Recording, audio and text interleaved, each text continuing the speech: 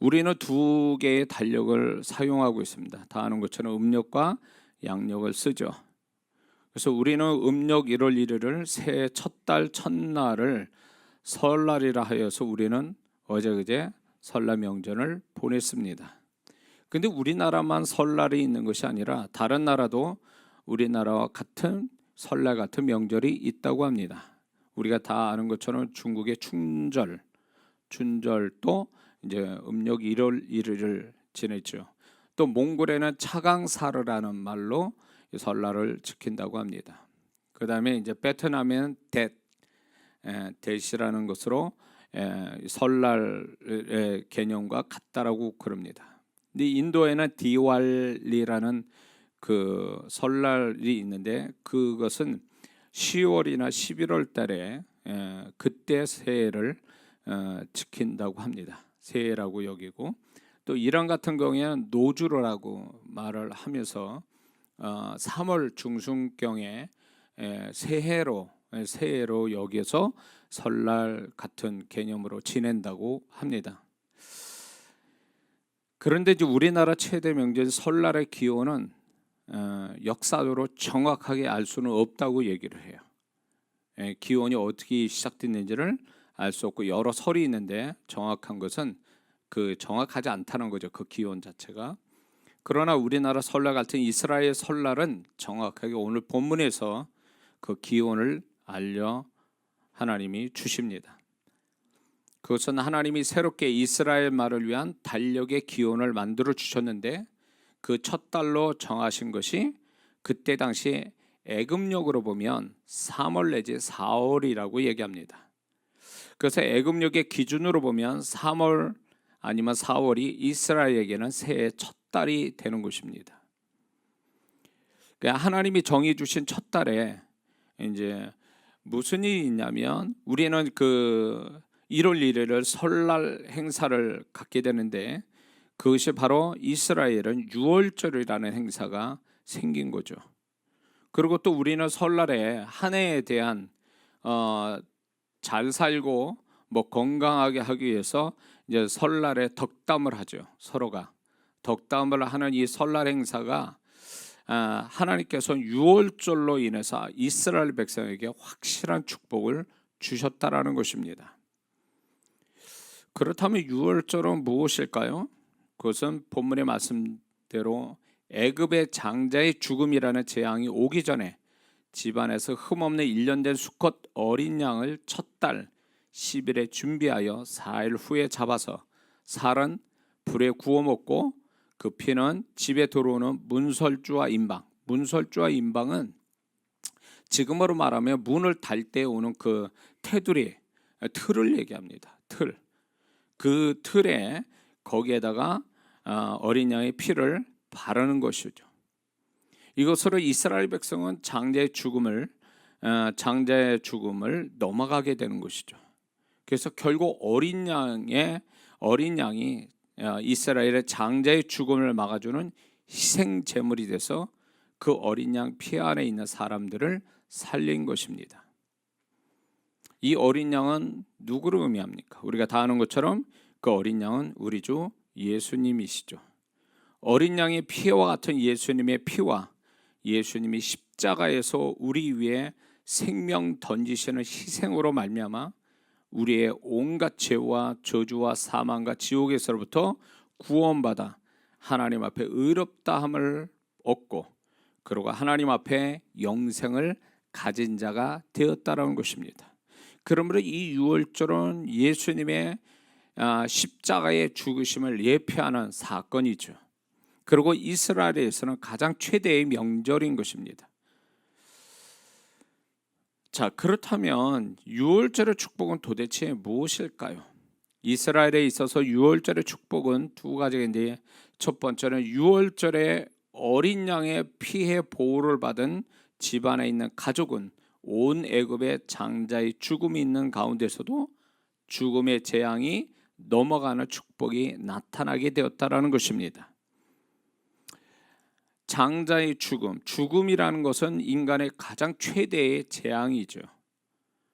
근데 이것처럼 우리가 이 한 해를 우리 모두에게도 어린 양 대신 예수님의 보혈로 말미암아 이 한 해 우리가 살아가면서 미리 알 수도 없지만 만날 수도 있는 온갖 재앙들이 어린 양 같은 예수님의 보혈로 막아지고, 또 우리 자신만 아니라 우리 장막, 우리 가족 모든 행사에 들어오지 못하고 넘어가는 축복이 있기를 주의 이름으로 축원합니다.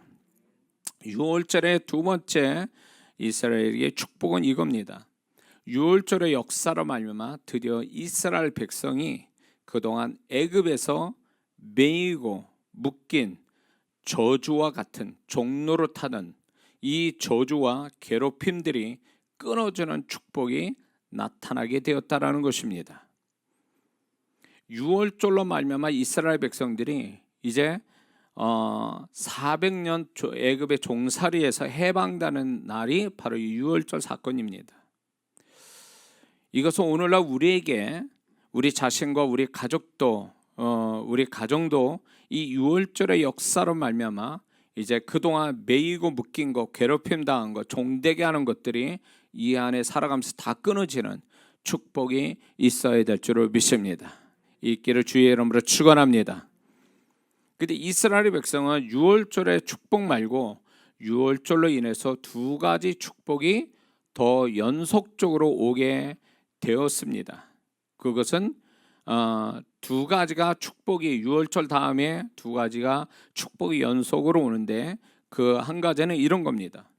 6월절의 역사로 말미암아 이스라엘 백성들이 승리자가 되어 애굽 사람들에게 구하는 대로 소중한 것을 얻게 되는 축복을 받게 됐다는 것입니다.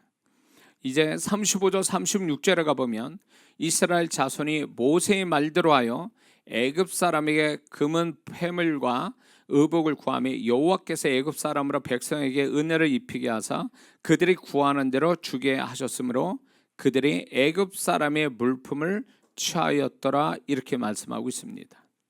근데 여기서 그들이 애굽 사람의 물품을 취하였다라는 이 말이 원어상으로 보면 그들이 애굽 사람들을 탈취하였다, 이렇게 표현하고 있습니다. 이렇게 표현되는 것은 무엇을 얘기하냐면, 이때 당시에 전쟁을 치르면 전쟁에서 이긴 사람이, 전쟁에서 이긴 팀이 전쟁에서 진 모든 사람, 그 사람부터 해서 그 사람이 소유한 걸 다 소유하는 거죠. 다 빼앗는 것입니다. 그래서 이 말은 무슨 얘기냐면, 그들이 애굽 사람을 탈취했다는 것은 결국 이스라엘 사람들이 애굽 사람들을 이제 패배자로 만들고 승리자로서 애굽 사람을 이렇게 잡았다라는 뜻과 같습니다. 그래서 이들이 요구하는 대로 이제 이스라엘 백성이 승리자가 됨으로 인해서 요구하는 대로 다 주게 될 수밖에 없는 그런 거를 얘기하는 겁니다. 꼭 우리나라가 일제 압제에 있다가 해방됐을 때에 그때 이제 역전이 되죠. 이 신분이나 어떤 위치나 어떤 힘의 강도가 완전히 바뀌죠. 그런 개념으로 하나님은 이렇게 이 말을 쓴 거고, 애굽 사람들도 더 이상 이스라엘 백성들이 자기의 종살이하는 종의 신분의 사람들이 아니라 이제 자기들을 이긴 자의 어떤 자기보다 힘이 센 승리자로서 인정해주고, 그리고 그들이 원하는 대로 주었다라는 얘기는 전쟁에서 꼭 지는 자의 모든 물건을 다 승리자가 다 갖듯이 마음껏 가질 수 있는 것 같이 이스라엘 사람들이 원하는 대로 다 줄 수밖에 없었다라는 의미로 쓰고 있는 것입니다. 그러므로 이 사건을 통해서 6월절로 인하여 연속으로 벌어진 이 사건에 대해서 이 말씀처럼 우리 자신과 우리 가족들이 이 하나님의 6월절의 축복으로 말미암아 믿음의 승리자가 돼서 소중한 것을 구하는 대로 얻게 되는 축복이 있어야 될 줄을 믿습니다. 그대로 있기를 주의 이름으로 축원합니다. 6월절로 인해서 연속으로 벌어진 두 번째 축복은 뭐냐면, 유월절로 이제 이스라엘 백성들은 하나님의 인도하심으로 그동안 정체된 삶에서 새로운 축복의 땅, 축복의 사건들이 경험되는 축복이 시작됐다라는 것입니다. 그래서 이제 그들은 이제 종살이하는 고센 땅에서 머무는 400년 동안 이렇게 정체된 삶, 종으로서의 정체되고 절망스럽고 그렇게 낮아진 삶으로 있다가 이 유월절을 통해서 이제 그들이 이제 정체된 삶, 낮아진 삶이 아니라 이제 새로운 그거보다 더 나은 땅, 더 나은 사건, 더 나은 축복으로 나아가게 되었다라는 것입니다. 정체된 게 아니라 이제 뭔가 생산적이고 더 축복된 것이 만들어지는 쪽으로 흘러가게 되었다 이겁니다. 그게 하나님의 인도하심으로 되어졌다라는 것입니다.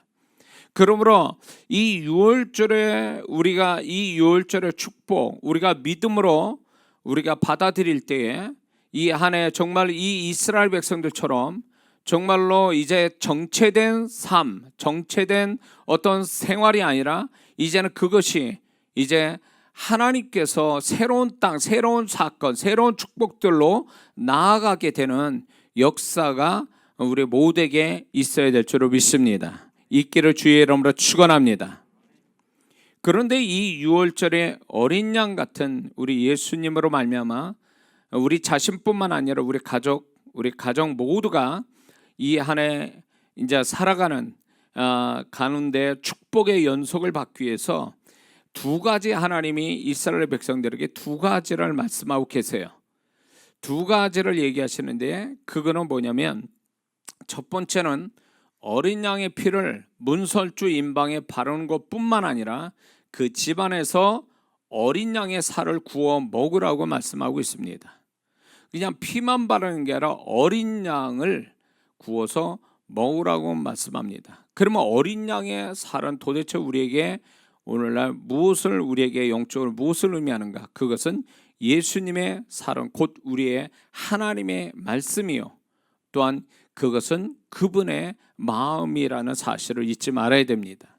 그러므로 우리가 이 한 해를 살아가면서 유월절의 축복을 우리가 경험하기 원하는데 그러기 위해서는 우리는 어린 양의 살을 먹는 그분의 말씀을 먹고 그분의 마음을 가지고 우리가 이 한 해를 살아간다면 넉넉하게 우리가 정말로 피곤치 않고 새 힘을 얻어서 하나님이 인도하심을 받아 하나님의 약속하신 축복을 받게 될 줄을 믿습니다. 그리고 이제 무엇을 또 하나님이 두 번째 말씀하고 있냐면 어린 양을 살과 함께 먹되 무교병과 쓴나물을 먹으라고 하나님은 명령하고 계세요. 그것은 무엇을 얘기하냐면 무교병은 누룩이 들어가지 않는 전병을 얘기했죠. 무교병은 결국 누룩이 들어가지 않는 것으로 그거는 영적으로 순전함, 거룩함을 가지는 것을 의미합니다. 무교병을 먹는다는 것은 순전함과 거룩함을 가지는 것을 의미하고 또한 쓴나물을 먹는 것은 지난날의 고통을 생각하여 겸손한 마음을 가지는 것을 뜻하는 것입니다. 그러므로 어린 양의 살을 먹되 무교병과 쓴나물을 먹으라는 것은 하나님의 말씀과 그분의 마음을 갖되 우리가 거룩함과 순전함과 그리고 지난날의 하나님의 은혜를 생각하고 지난날의 어려움을 생각해서 겸손한 마음으로 가지고 이 한 해를 출발하라고 하신 하나님의 뜻인 줄 우리가 알아야 될 줄 믿습니다. 그런데 우리가 여기서 기억해야 될 두 가지가 있습니다. 이 유월절 사건에 두 가지를 우리가 기억해야 되는데 한 가지는 뭐냐면 하나님은 애굽의 장자의 죽음의 재앙을 이스라엘 백성들이 어린 양의 피를 문설주와 임방에 바르고 그 집안에 머물러 있을 때 시작하셨다라는 것입니다. 그 전도 아니고 그 후도 아닌 그 피를 바르고 그 안에서 어린 양의 살을 먹을 때에 그때 재앙이 시작됐다라는 것입니다. 이 말은 하나님은 이스라엘 백성에게 충분한 죽음의 재앙을 피할 수 있는 행동과 시간적 틈을 미리 주셨다라는 것을 의미하는 것입니다. 여기서 이제 중요한 하나님의 타이밍이라는 게 우리는 살아가면서 얼마나 중요한지를 우리는 알아야 됩니다.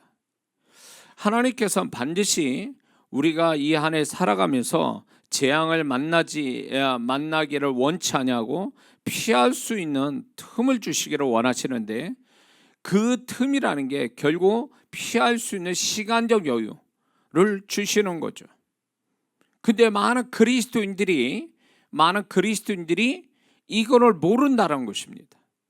얼마나 타이밍이 중요한지를 몰라서 다음에라는 말을 많이 쓰거든요. 다음에, 내가 여유 있을 때, 내가 시간이 있을 때, 이런 식으로 해서 하나님은 지금이라고 얘기하는데 자꾸 다음을 넘기는 거죠. 그런 것들이 결국 하나님은 우리에게 재앙은 만나지 마라, 불행은 피해가고 축복은 만나줘야 돼, 그러기 위해서 너는 그거를 충분히 준비할 수 있도록 내가 너를 도와줄 거야 라고 하는데도 그걸 모른 채 상황 핑계대고 자신의 어떤 안일한 생각, 여유로운 생각으로 인해서 그 타이밍을 놓쳐버린다는 거죠. 그래서 만나지 말아야 될 건 만나게 되고 만나야 될 거는 못 만나는 이유가 이 하나님의 타이밍을 놓치는데, 그 하나님의 타이밍을 놓치는 이유가 바로 그겁니다. 너무 그 시간을 자기 마음대로 하나님이 정해졌는데도 불구하고 다음에 또 있을 거야, 이제는 이 하나님의 시간이 정해졌는데 그 후의 시간으로 그 후에 행동을 하고 뭔가 준비를 하는 이런 한 타임 놓치는 이런 모습들을 가진다는 것입니다. 만약에 하나님께서 14일 후에 어린 양을 잡아서 그 문설주와 인자의 피를 바르고 고기를 먹어야 되는데 15일 하루를 늦춰서 잡았다면 어떻게 될까요? 그 집안은 다 망하는 거예요. 하나님이 선택된 백성인데도 불구하고 망하는 거예요. 모든 게 그렇습니다. 하나님은요, 우리가 축복이든 뭐든 간에 미리 만나는 거는 허락돼요. 하나님이 허락해 주시는데 딜레이 되는 거, 하나님이 정한 데서 뒤로 넘어가는 것은 그것은 그거는 하나님에게서는 결코 용납이 되는 게 아니라는 것입니다. 그래서 예수 믿는 사람들이 하나님과 같은 템포로 가야 되는데, 어떤 사람은 너무 빨리 가가지고 문제가 되고 어떤 사람은 너무 늦게 가서 문제가 되는데, 늦게 가는 거나 빨리 가는 것 중에 하나를 택하라면 저는 빨리 가는 걸 택하겠어요. 왜냐면 빨리 가는 게 차라리 빨리 가서 기다리는 게 낫지, 늦게 가가지고 다 파장이 되고 다 모든 게 다 끝난 상태에서 하는 것은 그것만큼 어리석은 게 없는 거예요. 응? 이런 사람 있죠. 꼭 약속 시간에 10분 내지 30분씩 늦는 사람이 있죠. 일찍 올 수 있는데도 꼭 늦게 오는 사람들이 있어요. 그런데 저도 젊었을 때 그랬던 것 같아요. 꼭 코에 맞춰가지고 그냥 다급하게 거기에 맞춰가지고 가다가 꼭 늦어가지고 사과해야 되고 미안해하고, 이런 것이 얼마나 어리석은 삶의 태도인지를 알 수가 없는 거죠. 그래서 이제 저도 이제 나이 먹으면서 이게 늦게 가는 게 문제구나, 차라리 일찍 가서 기다리는 게 훨씬 낫지, 늦게 가면 그게 결코 나 자신한테 좋은 건 아니구나라는 것을 어느 시점에서 알기 시작한 거예요. 그래서 차라리 아예 일찍 가서 기다리는 거죠. 일찍 가서.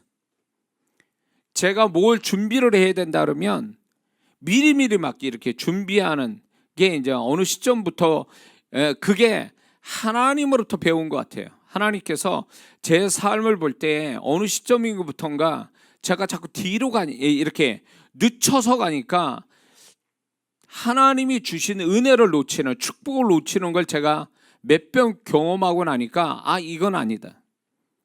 같은 수고를 하고 애썼는데 결국 하나님의 시간을 넘어가서 내가 애쓰다 보니까 돌아온 건 아무것도 없더라 그 얘기예요.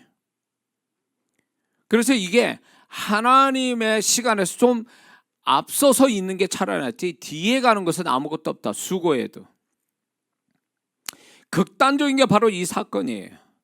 만약에 14일의 그 밤에 그 피를 바르고 어린 양의 그 집안에서 어린 양을 살을 먹어야 될 걸, 구워 먹어야 될 것을 그 다음 날로 연기됐으면 뭐 그게 무슨 의미가 있어요? 다 자기 장자가 죽었는데. 여리고 성을 7일 동안 하루도 안 쉬고 한 바퀴 돌아 7일 때 7바퀴 돌아서 13바퀴를 돌아오고 하나님이 말씀했습니다. 그런데 8일째 가서 13바퀴 돌면 어떻게 될까요? 안 무너지는 거예요. 그게 왜 그럴까요? 하나님은 정하셨어요. 7일날 13바퀴 무너진다고 하나님이 정해놓으신 거예요. 정답까지 가르쳐줬는데 만약에 그런 거에 대해서 깨닫지 못하고 힘드니까 하루쯤 연기해서 하면 어떻겠는가, 하루 연기했다고 죽는 것도 아니고 하루 연기했다고 잘못되는 것도 아닐 텐데, 그런 인간적인 생각이 결국은 우리가 그동안 수고한 것을 헛수고하게 만든다는 것입니다. 저는 이 부분에 대해서 하나님께 제 삶에, 제 신앙에서 얼마나 중요하게 그분이 저한테 가르친지 알 수가 없어요. 너는 내가 정한 시간을 네가 연장을 못하고 내가 정한 시간을 넘어가면 너는 아무것도 없다라는 거예요. 그분이 냉정하게 가르칩니다. 이게 초반에 어린 신앙 때는요, 봐주시기도 해요. 그냥 모르니까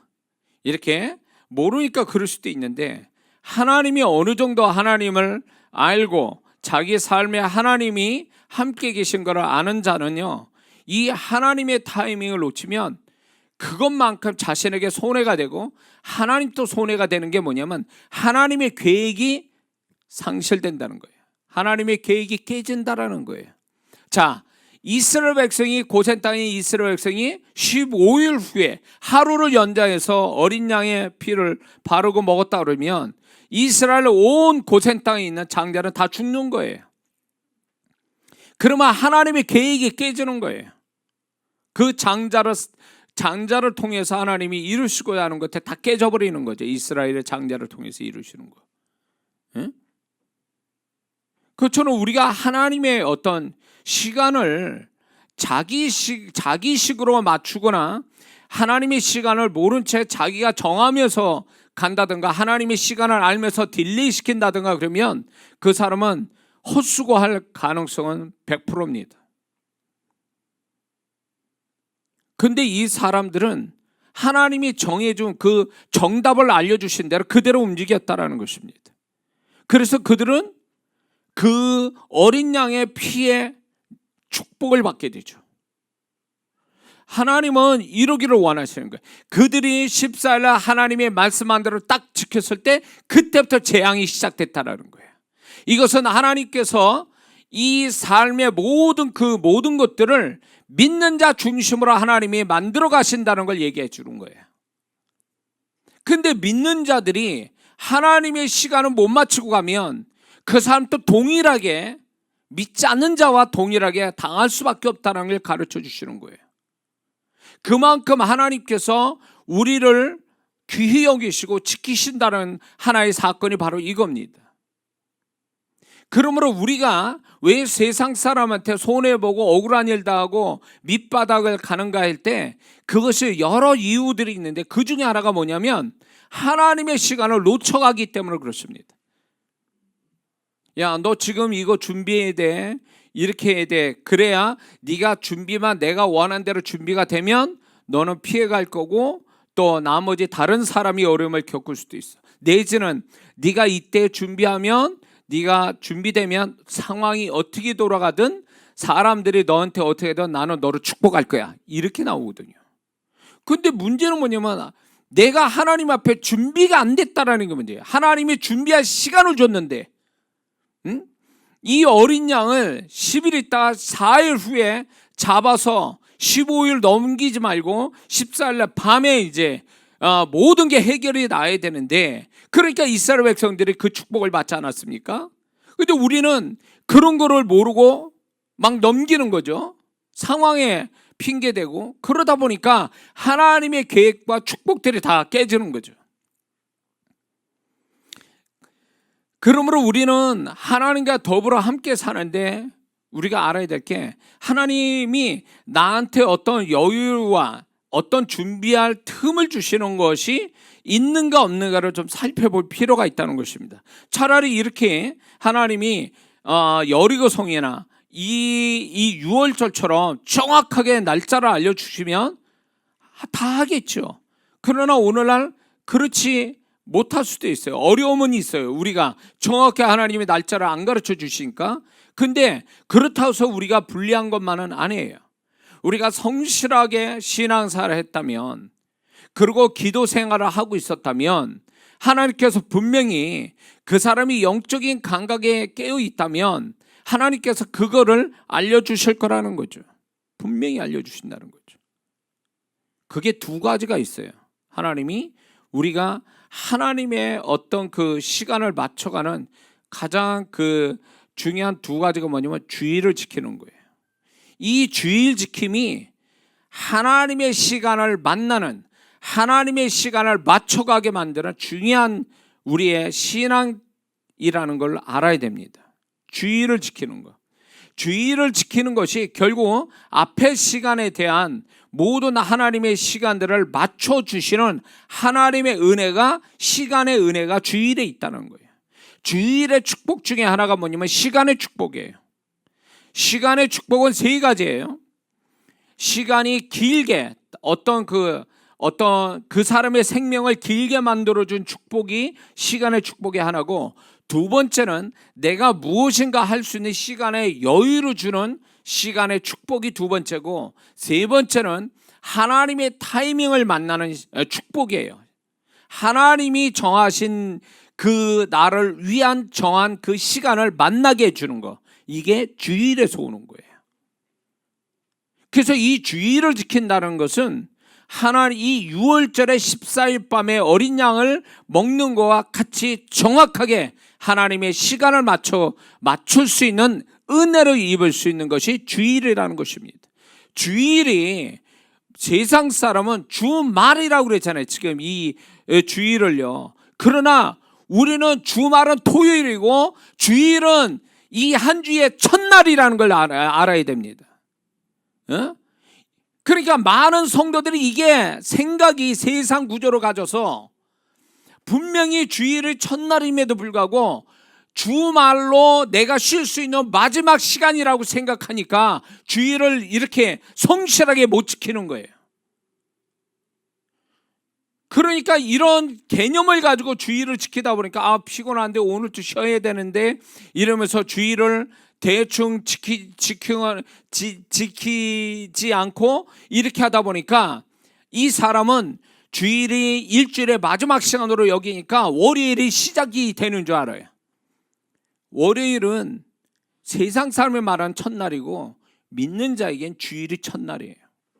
그래서 이 첫날을 하나님께 드림으로 인해서 이 첫날의 시간 24일 시간을 드림으로 인해서 내가 앞으로의 시간을 세 가지 형태의 시간의 축복을 받는 거예요. 그걸 통해서 우리는 적어도 주일을 통해서 이스라엘 백성같이 하나님의 시간을 만날 수 있는 준비된 시간을 갖게 만들어주는 게 주일의 축복이라는 겁니다. 그리고 하나님께서는 우리가 하나님의 시간을 만나기 위해서, 하나님의 때를 만나기 위해서 준비케라 하는데, 그게 뭐냐면 기도를 시키는 거예요. 우리한테 기도시키는 거예요. 분명히 우리가 알아야 될 게, 기도는 설거지용이 아니에요. 모든 문제가 뻥 터진 다음에 그거를 해결하기 위한 뒤치다꺼리용의 기도가 아니에요. 기도는 예방용이란 말이에요. 미리미리 기도로 피할 건 피하고 만날 건 만나지게 만들어진 게 기도지, 넉넉히 있다가 세상 거기에는 감각이 예민해서 그건 쫓아서 미리미리 준비하고 다 하다가 정말 하나님이 이끄신 데는 무감각해가지고 그걸 놓쳐버리게 되면, 기도할 틈도 놓쳐버리게 되면 그 사람은 기도를 그때 제때 했으면 덜 고생할 거를 기도를 안 했기 때문에 당할 일을 당하고 마는 거예요. 그리고 만나야 될 건 못 만나는 거예요. 그래서 이게 기도 안 한다? 그러면 이 사람은 벌써 삶에 어떤 하나님과 함께 살아가는 것이 이미 이 사람은 벌써 문제가 생긴 겁니다. 기도하지 않고 있다면. 여러분이 기도를 언제 합니까? 문제가 터지니까, 문제가 되니까 그때 기도합니까? 이미 때는 늦은 거예요. 그때 기도할 때는. 성령님이 분명히 그 사람 마음 안에서 문제가 터지기 전에 빨리 끝내기 위해서, 그 문제가 만나지는 거면, 부딪혀가야 되는 거면 빨리 끝내기 위해서 미리미리 기도를 시킨다는 거예요. 그래서 그 문제가 딱 만나주면 그동안 기도해온 걸로 해서 빨리 통과하게 만드시는 게 있고, 하나님께서 만약에 이게 피해야 될 거면 미리미리 기도시켜서 그 기도로 해서 피하게 만드시는데, 미리미리 기도하지 않으니까 이 사단이 나는 거예요. 쉽게 통과할 거를 어렵게 통과하고, 짧게 통과할 거를 길게 통과하고, 피해가야 될 건데 만나져서 생고생 다 하고. 뭐예요? 기도를 안 하니까 그 모양이 된 거예요. 응? 기도를 하니까. 그래서 문제로 만난 성도분들한테 제가 항상 묻는 게 있어요. 기도를 얼마나 합니까? 언제부터 했습니까? 라고 물어요. 그러면 이 문제로 만난 분들이 거반이 다 기도를 안 했다는 거예요. 문제가 뻥 터지고 나서 기도하기 시작했고, 새벽 기도 나오고 금식을 그때부터 했다는 거예요. 그 기도하는 건 틀리지 않았지만 그 기도를 할 때는 이미 늦었다, 이게 한 발 늦었다라는 거예요.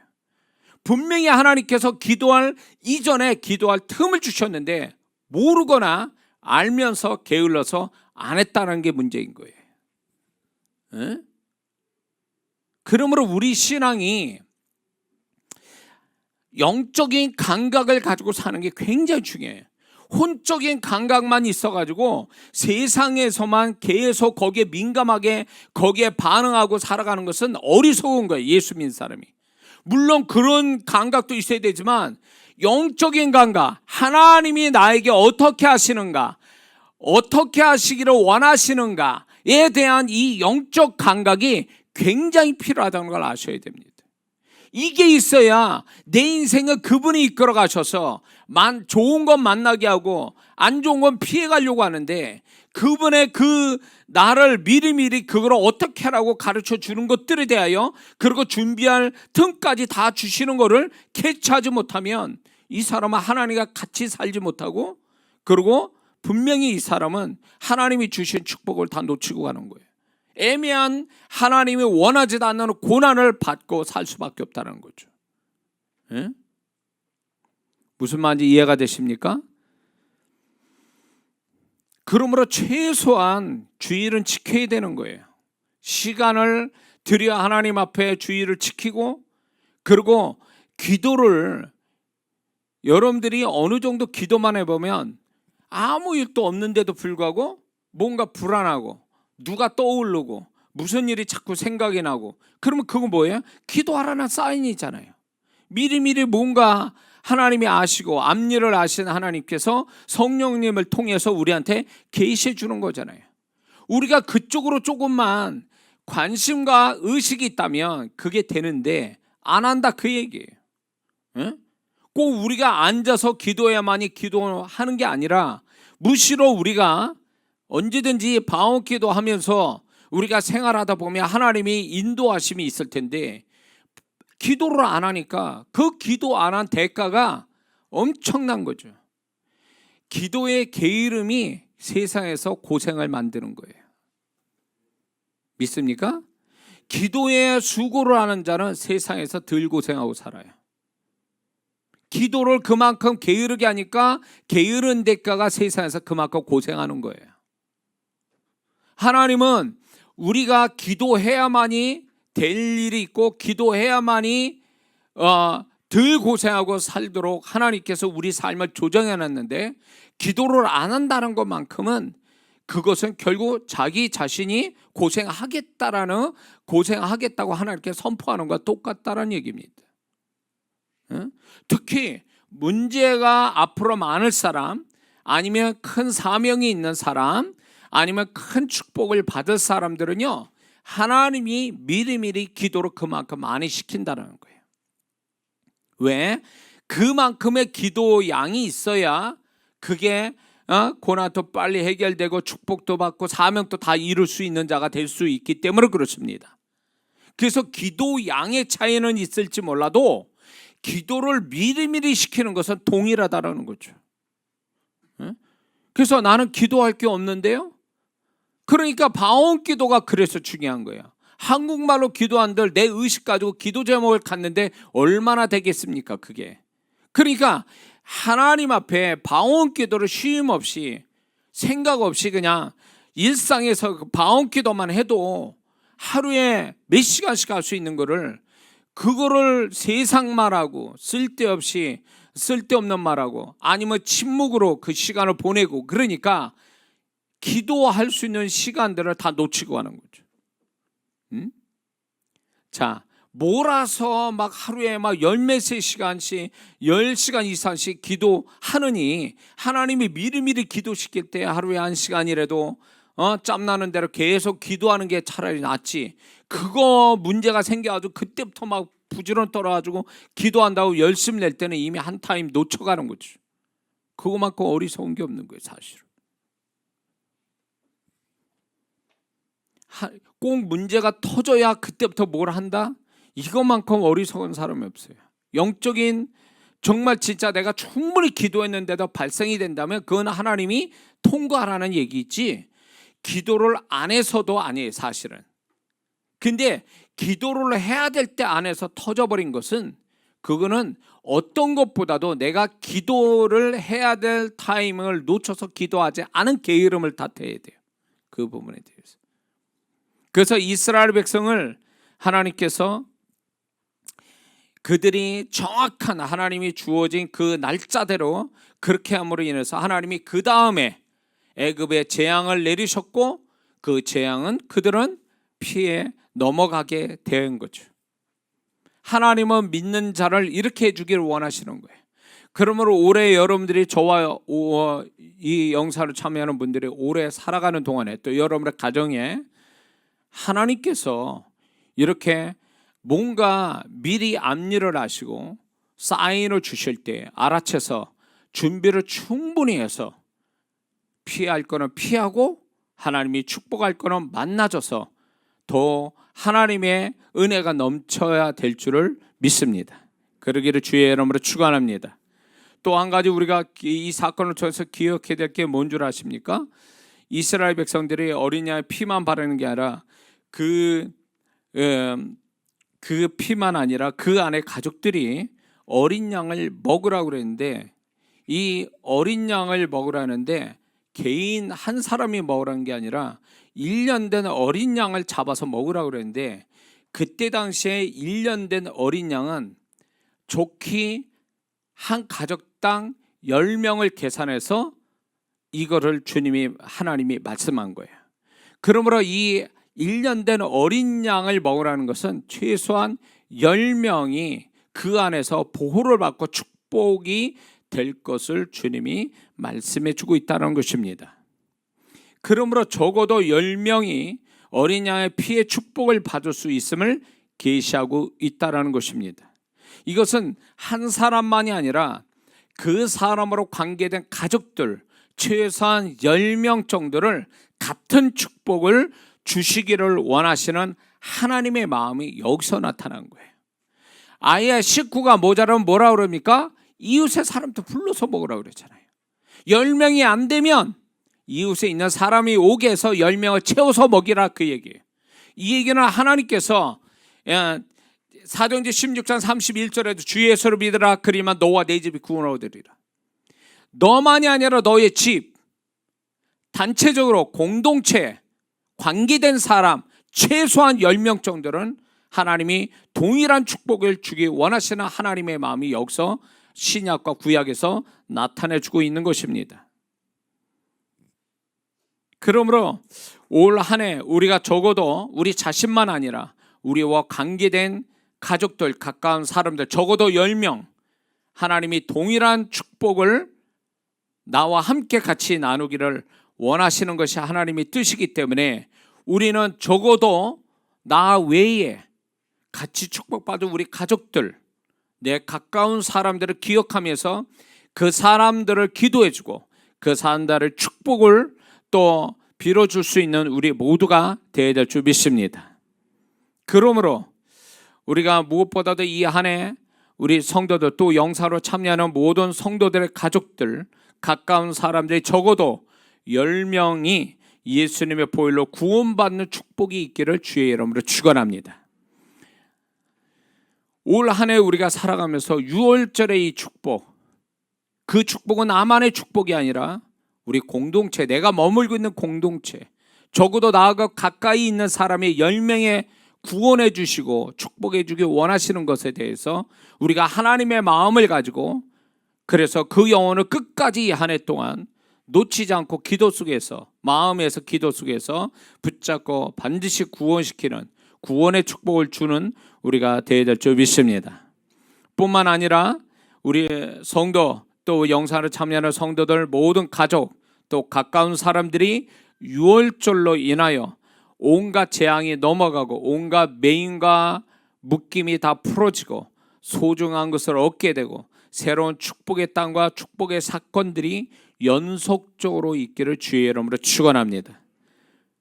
뿐만 아니라 이 한 해 동안 주오심교회라는 영적 공동체가 더욱 6월절 축복을 가져오는 근원지가 돼야 될 줄로 믿습니다. 그걸 위해서 우리가 기도할 때 하나님의 축복은 교회로부터 시작됩니다. 많은 사람들이 착각하고 있어요. 성도분들이 본인들이 가정이 우선이고 교회는 한참 저 뒤로 밀려가지고 그렇게 하면 하나님이 축복하실 것 같지만 교회의 축복이 그게 교회의 축복이 가정으로 흘러가고 그 사람의 일터로 삶의 발바닥으로 밟는 땅이 축복으로 흘러갑니다. 교회를 무시하면 교회로 나오지 않는다면 그 사람의 축복은 이미 단절되는 거예요. 왜? 하나님의 교회로부터 하나님의 축복이 흘러가도록 설정해놨기 때문에 그렇습니다. 그러므로 오늘날 많은 성도분들이 이제 코로나 상황 때문에 교회로 오지 못하는 그런 안타까움이 있지만 이게 자칫 잘못하면 성도분들이 교회가 필요 없어, 그냥 TV 뭐 유튜브도 있겠다, 뭐 TV도 있겠다, 그런 거 보면서 그냥 은혜 받고 헌금 보내면 되는 줄 아는데 그게 그렇지 않다라는 것입니다. 그럴 것 같으면 하나님이 이때로 하시고 만약에 그렇게 하는 게 맞다라면 교회를 왜 세우시냐 말이에요. 예수님의 피로서 세우신 그 교회를 왜 세웠겠느냐 말이죠. 교회의 축복이 성도의 축복이거든요. 교회를 나오지 않고 그냥 홀로 외로이 그냥 홀로 집안의 소파에 앉아서 영상으로 이렇게 헌금하고 은혜 받고 이런 것이 그 사람 신앙을 지키는 비결이 아닙니다. 그거는 완전히 한쪽으로 기울어진 신앙이 기울어진 신앙. 세상이 끝날 때까지 교회는 없어지지 않아요. 왜? 이 교회는 주님이 세웠기 때문에 그래요. 이 교회에 성령님이 운행하고 계시기 때문에 세상 끝날까지 교회는 없어지지 않아요. 왜? 이 교회가 하나님이 역사하는 최초의 현장, 구약의 성막과 같기 때문에 그렇습니다. 성전과 같기 때문에 그래요. 그래서 여기에 구성된 성도들이 함께 교회를 지켜나갈 때 그 성도들이 교회를 섬기는 것으로 인해서 하나님이 축복을 주시고 또 교회를 통해서 연합을 통해서 혼자 안 되는 것들을 같이 연합으로 해결해 가고 하나님의 계획과 하나님의 뜻들이 하나님의 사역들이 이렇게 날로 지경이 넓혀가는 것이 교회를 세우시는 하나님의 목적이기 때문에 거기에 같이 동참하는 영혼들이 하나님의 용사가 돼서 그들을 통해서 하나님이 축복하고 있다는 걸 잊지 말아야 될 줄 믿습니다. 세월이 가면 갈수록 코로나로 시작해서 뭐가 오냐면 과거에 이런 사람이 있었습니다. 무교주의자. 교회가 필요치 않다. 이건 거의 이단에 가까워요. 교회가 필요치 않다면 교회를 세우신 주님을 무시하는 거예요. 그거는 위험한 사상이에요. 그래서 그 사상이 지금까지 유효합니까? 하나님의 뜻이 아니니까 소멸된 거예요. 그런데 오늘날 안타깝게 교회가 필요 없다라고 하는 성도들, 말은 안 해도 이미 행동에서 교회가 필요 없다라고 사는 성도들이 점점 많아지고 있다는 것입니다. 그래서 교회 출석하는 성도보다 교회 바깥에 세상 사람도 아니고 교회에 들어와서 신앙 사람도 아닌 중간 지대에 사는 크리스찬들이 점점 많아지는 것은 굉장히 위험한 신호인 것입니다. 물론 교회가 문제가 많아서 상처도 받고 그것 때문에 그런 것 때문에 괴로워하고 힘들어서 교회 생활 못하겠다고 해서 나간 사람도 있어요. 인간적으로 보면 그게 이해가 돼요. 그러나 그것 때문에 교회 생활 못한다는 것이 과연 하나님께 합당한 이유가 될까요? 절대 그렇지 않다는 거예요. 하나님은 그거를 절대 이해 안 하신다는 거죠. 하나님은 교회가 천사들이 모인 게 아니고 서로 문제 많은 사람들이 많아서 서로 모르게 상처도 주고 어려움도 있을 수 있어요.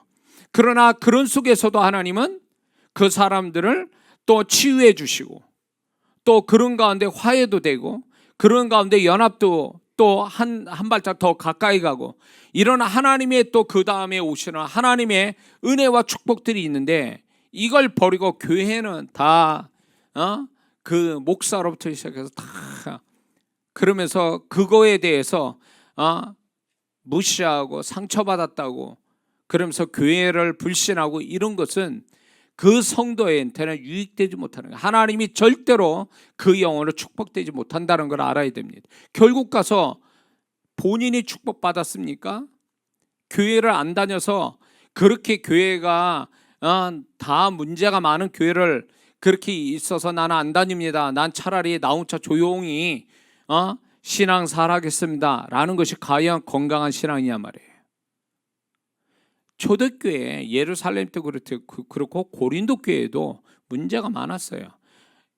아시아 7교회도 문제가 많았어요. 그러나 하나님 교회다 얘기하시잖아요. 교회다.